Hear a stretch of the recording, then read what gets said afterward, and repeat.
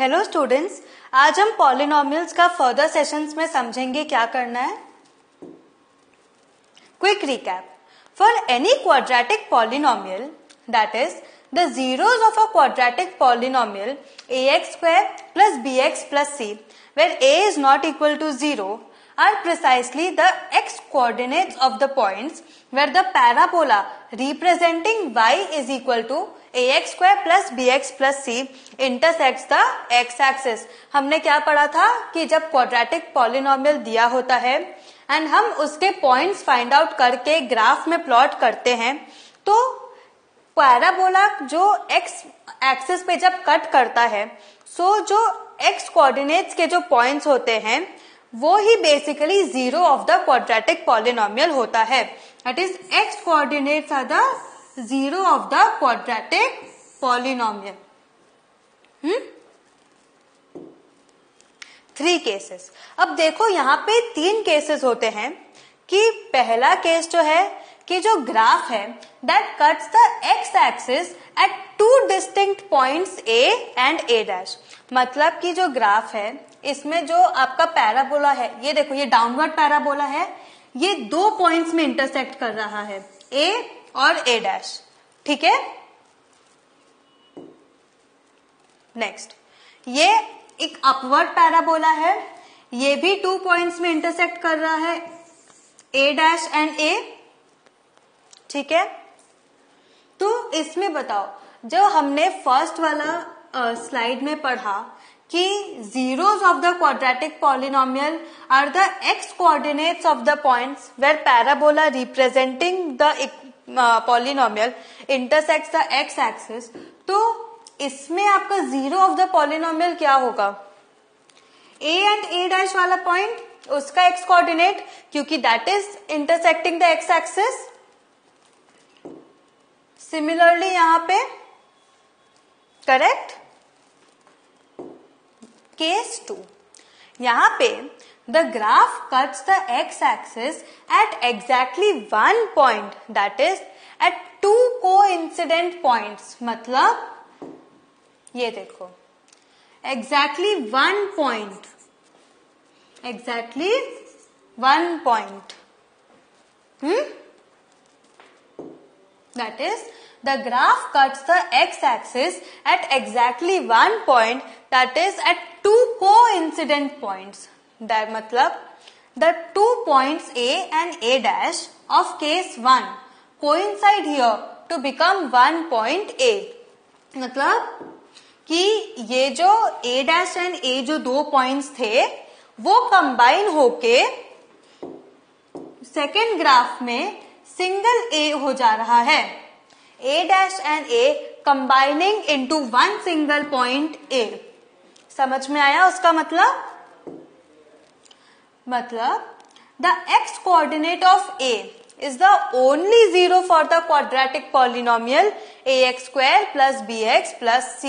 मतलब कि ये A पॉइंट का जो भी x कोऑर्डिनेट है that is the zero of the polynomial, क्योंकि यहाँ पे a and a dash नहीं है, a and a dash merges into single a। Case 3, here the graph is either completely above the x-axis or completely below the x-axis, so it does not cut the x-axis at any point। मतलब देखो, ये देखो कहीं भी x axis पे ये upward parabola cut कर रहा है? नहीं। ये डाउनवर्ड पैराबोला x एक्सिस में कट कर रहा है? नहीं। क्या बोल रहा है कि जब ऐसा होता है कि पैराबोला अपवर्ड या डाउनवर्ड कभी भी x एक्सिस को कट नहीं करता, क्वाड्रेटिक पॉलिनोमियल में नो जीरो होता है। मतलब there is no zero in this type of quadratic polynomial. समझ में आया? तो हमने 3 केसेस क्या पढ़े। पहला केस जब एक पैराबोला 2 पॉइंट्स को कट कर रहा है x एक्सिस पे, that is 1 the parabola is cutting 2 points on the axis. मैं खाली एक एग्जाम्पल बता रही हूं, a एंड a डैश। या सेकेंड हमने पढ़ा कि the parabola is cutting only one point on the x-axis A, that is A and A dash merging to form A. And third हमने पढ़ा कि the parabola doesn't touch the x-axis. And third हमने क्या पढ़ा था कि the parabola doesn't intersect the x-axis. So ये 3 हो गए केसेस. अब क्यूबिक पॉलिनोमियल पे आ जाते हैं. हमने पहले ही पढ़ा था लीनियर पॉलिनोमियल, फिर क्वाड्रेटिक पॉलिनोमियल, अब हम पढ़ेंगे क्यूबिक पॉलिनोमियल.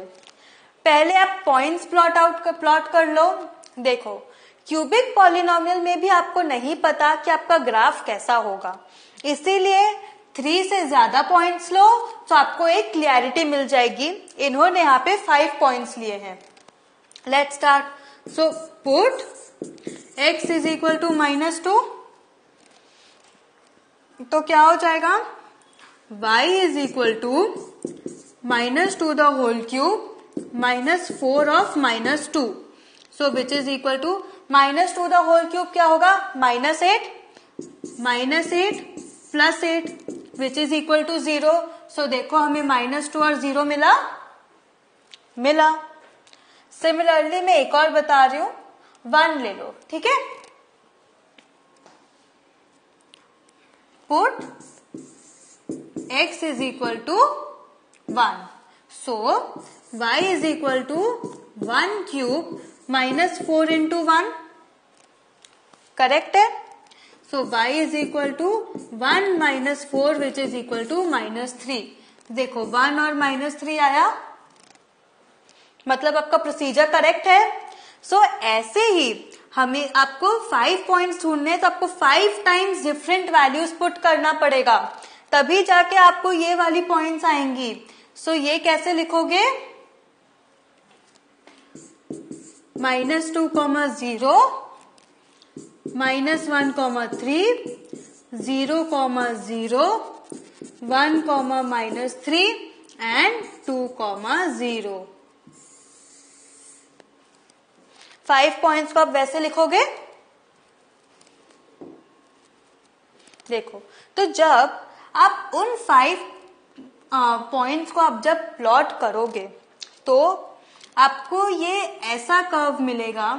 देखो, जो कि डाउनवर्ड एंड अपवर्ड का कॉम्बिनेशन है. ये कर्व कैसा है, ऐसा. ये कर्व ऐसा है, बीच में से कट हो गया,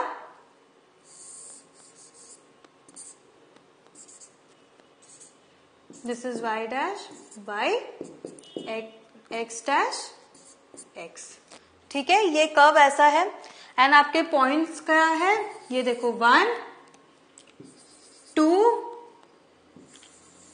3, 4, 5. ये मिले आपको 5 पॉइंट्स एंड आपने 5 पॉइंट्स को ऐसे कर्व की तरह ज्वाइन कर दिया. सो ये आपको देखो, अभी आपको प्लॉटिंग नहीं है, लेकिन आपको खाली आइडेंटिफाई करना है कि ये जो आपको पॉइंट्स है जब आप प्लॉट करोगे तो ये क्या हुआ. ये खाली आपके अंडरस्टैंडिंग के लिए है, आपको ऐसे प्लॉट नहीं करना. आपको एक्सरसाइज में बोला है कि find the number of zeros from the given graph. ठीक है, तो आप ये टेंशन मतलब आपको प्लॉट नहीं करना. और ये जो मैंने आपको सिखाया, ये खाली आपके इंफॉर्मेशन के लिए सिखाया कि बाय चांस आपको कभी अभी काम आ जाए पॉलिनोमियल्स चैप्टर में, तो आप ऐसे करके चेक कर सकते हो. ठीक है,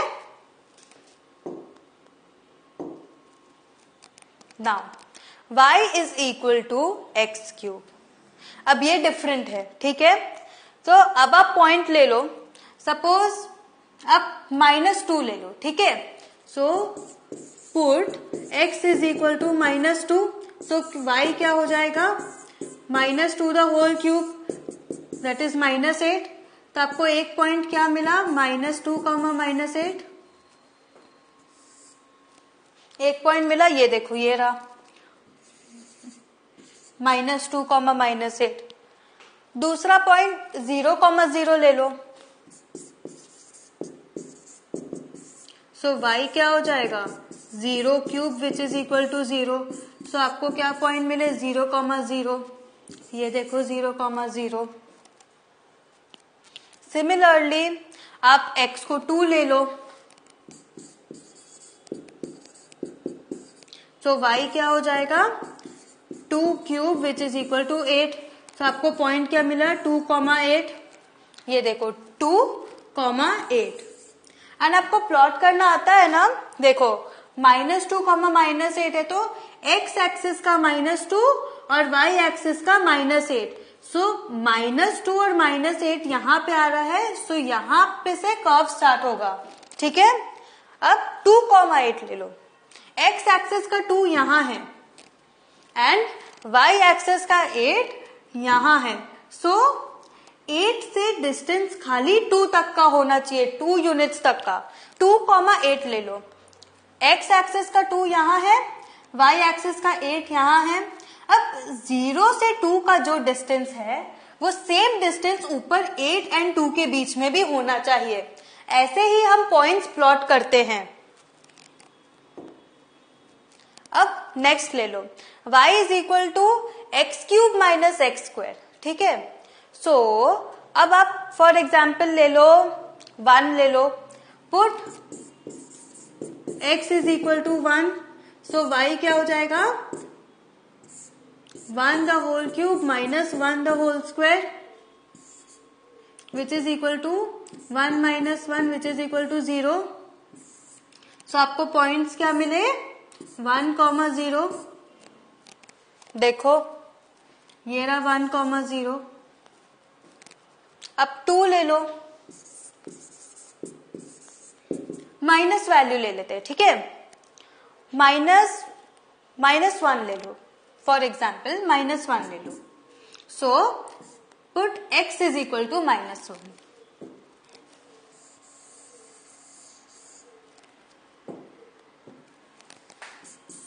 put x is equal to -1।